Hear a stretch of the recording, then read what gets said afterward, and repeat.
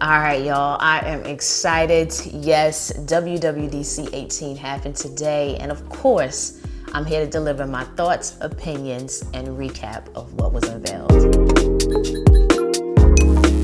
Now, as you watch this video, feel free to go ahead and comment down below some of your thoughts and opinions of some of the things in which we're talking about, because I will be hitting the comment section up after this video to have conversations with you all about WWDC. Now, with WWDC, a lot of things were unveiled, from watchOS 5, tvOS, and then macOS. So everything pretty much got an update, but no hardware updates. So let's go ahead and talk about the first thing in which I am excited for, and that is me emojis. I don't know if I'm one of few of one of many, but the fact now that we can really truly have like Bitmojis and Animojis together, it's just like, So instead of just using the cartoon characters, which you can still do that, and they're also going to be giving you a few new ones, you now have the option to make an Animoji look like you. And I think what excited me even more is the fact that there is a lot of diversity with the way that your me emoji can look, from skin tone to, facial features, onto the hair. Sometimes when it comes to little characters like this, you don't get locks and braids and things like that. So it was really nice to see that Apple was really trying to diversify the selection of different things that you can do to make your me emoji look like you. So yeah, me emojis, super excited about that. Now the second thing in which I'm excited about is group FaceTime calls. So now you can FaceTime up to 32 people. And that is just completely like outrageous. I truly doubt that I would ever have a need or desire to FaceTime that many people, but it's nice to know that you can, and great for those that may need to. But I think my cap would probably be like 4 or 6. So nonetheless, how this looks when you're actually conducting a FaceTime call is that on your screen, you're gonna see like maybe 4 or 5 little rounded rectangular windows that are the people within the conversation. And then everybody else is gonna be like in this project timeline format beneath all of that. Now, when someone starts talking, it's going to gradually bring their window to the forefront so that it can draw attention to them. Or if you want to manually bring someone's window to the forefront, you can do that as well. And those little me emojis that we talked about, those actually transfer over into the group FaceTime call, so you can make your face be replaced with your me emoji. Another thing you'll find is FaceTime is now integrated into your messages. The other thing I'm really excited about is how Apple is trying to pretty much help you manage your time, from different things like more options with Do Not Disturb, so that you can basically get a nice clean screen at night. Even though your notifications are coming in, you're not gonna see a long list of notifications on your lock screen. Instead, you're gonna see this like clean lock screen so that you're not bombarded with all these different notifications. I also love the fact that they have app limits, because I'm one of those that sometimes I go down a rabbit hole on Instagram and I just get caught up, and I'll tell myself 5 more minutes, and I'll hop off, and I'm up there another 10 minutes. And I don't think I'm alone on that, hence why they probably made something like this. So I'm happy to see this. But with app limits, how this is gonna work is you can actually say, hey, I want to, give myself 30 minutes a day on Instagram.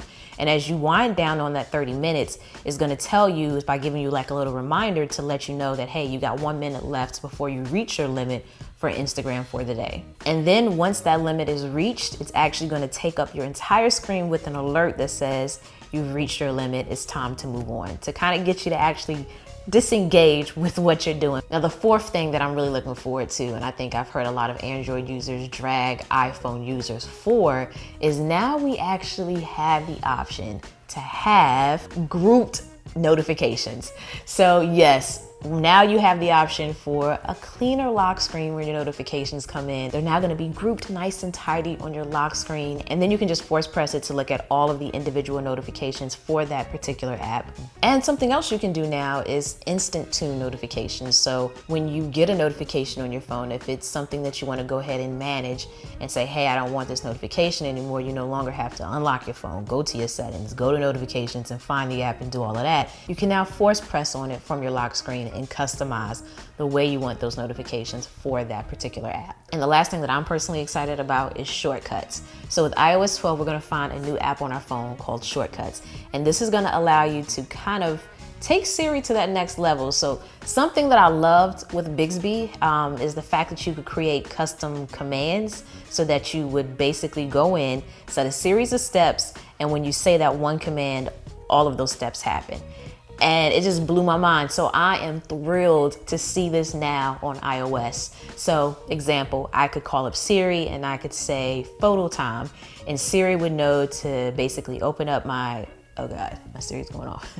So what I was saying is basically I can go and, you know, summon Siri and say something like, good morning. And it knows then to tell me the weather, maybe adjust my thermostat, put on a certain song, turn off my lights or turn on my lights. It can do a number of different actions from one command, so you don't have to go in and do all of these things manually. You know, it's just making us lazier, that's all, that's all. some Jetsons type of stuff. Y'all remember that show? Hit that like button down below. God knows, that used to be the show. So those are 5 things that I'm personally excited about, but there were other things that were unveiled as well in addition to that, such as improvements with Siri in general, where it's gonna be better with suggestions. So say for instance, I wake up in the morning and typically go get coffee. It's gonna pick up on that pattern and maybe hit me on my lock screen with the option to go ahead and, you know, get that coffee ordered. Or one of my personal favorites, when you're in a movie theater, I think we all have been there, and you forget to put your phone on silent. It can now basically suggest to you when you're in a movie theater to go ahead and put your phone in do not disturb mode, so you're not that person with your phone going off at the most silent part of the movie.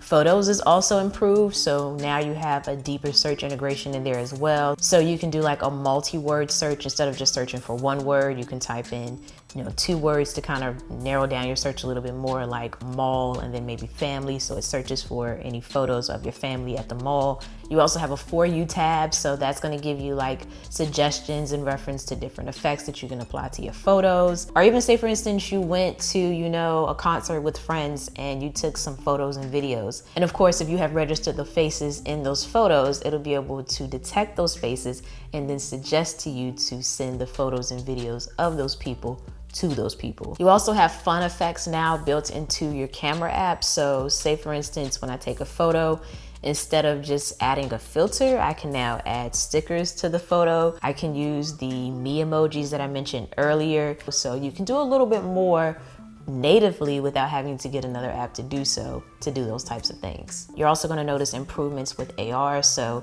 you actually have a new app on your phone called Measure. How many times have you been out and wished that you had a tape measure on you? I don't know about y'all, but that has happened to me. Either I'm in here and I need to measure something and I cannot figure out where on earth I put my measuring tape, or I'm out and I need to measure something. You now have a built-in tape measure into your phone, which is pretty much going to let you utilize your camera to trace the beginning point and end point of what you want to measure.